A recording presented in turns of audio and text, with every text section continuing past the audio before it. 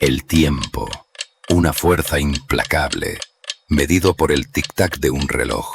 Pero a principios del siglo XX había un reloj que nadie quería llevar. Un objeto de burla, considerado frágil, impreciso y de mal gusto. Un simple juguete. Hablamos del reloj de pulsera. Los hombres de negocios y los caballeros de bien llevaban sus robustos relojes de bolsillo. Los relojes de pulsera eran para damas, y a menudo se rompían con un simple movimiento. Pero un joven huérfano de Baviera, con una visión que nadie compartía, iba a desafiar a la élite. Hablamos del reloj de pulsera. Su nombre era Hans Wilsdorf. Desde que quedó huérfano a los 12 años, la vida le enseñó a ser implacable. Trabajó en la industria relojera suiza, pero sentía que había algo más. En 1905 se trasladó a Londres con un sueño, una idea que sonaba a locura.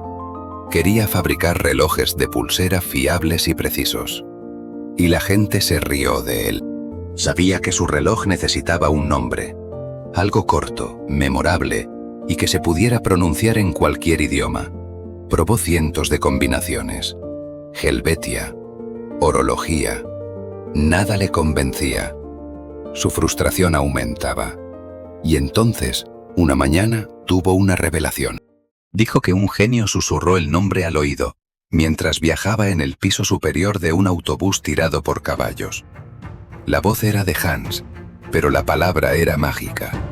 Rolex. Wilsdorf sabía que su mayor desafío no era solo vender un reloj de pulsera, sino demostrar que podía ser tan preciso como uno de bolsillo.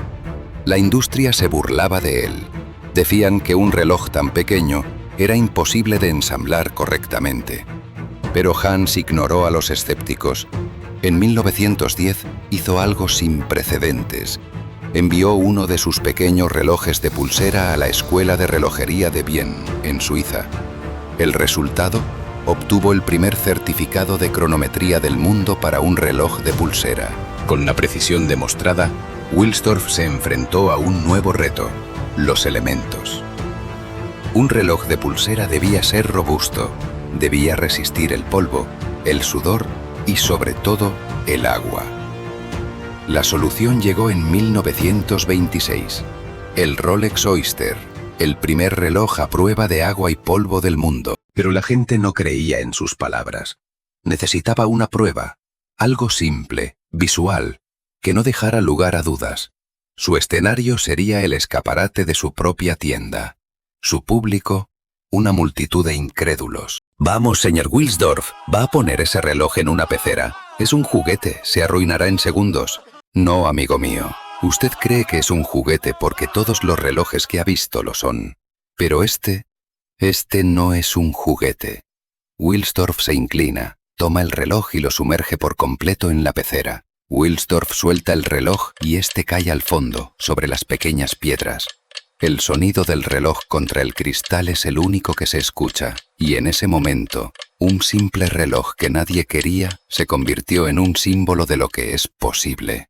La pecera de Wilsdorf se convirtió en la primera vitrina del mundo. Para demostrar su fiabilidad, Wilsdorf lo puso a prueba de la forma más pública posible. En 1927, equipó a una joven nadadora inglesa, Mercedes Gleitz, que se disponía a cruzar a nado el Canal de la Mancha. Durante más de 10 horas, Gleitz luchó contra las aguas heladas. Cuando salió, extenuada, los periodistas la rodearon. Y ella, con el Rolex Oyster en la muñeca, mostró un reloj que seguía funcionando perfectamente. Fue una victoria mediática sin precedentes. Rolex no solo era preciso, era invencible. Pero el mejor marketing de Rolex nunca fue un anuncio, sino una hazaña. En 1953, los alpinistas Edmund Hillary y Tenzing Norgay escalaron el monte Everest. Aunque Hillary llevaba otro reloj en la cumbre, Rolex había equipado a toda la expedición, probando sus relojes en las condiciones más extremas del planeta. Esta aventura solidificó la reputación de Rolex como la marca de la exploración y la conquista. Desde entonces, sus relojes han estado en las profundidades del océano, en la cima de las montañas, y en la muñeca de algunos de los personajes más audaces de la historia. Durante la Segunda Guerra Mundial, Wilsdorf se enteró de que los pilotos de la Real Fuerza Aérea Británica, hechos prisioneros, tenían sus relojes confiscados. Este les ofreció reemplazarlos de forma gratuita. Uno de los pilotos, un prisionero de guerra, le escribió para agradecerle. Wilsdorf, como muestra de gratitud, le regaló un nuevo reloj, el cual fue lanzado desde un paracaídas. Este gesto humanitario demostró la confianza de la marca en sus clientes. Hans Wilsdorf falleció en 1960.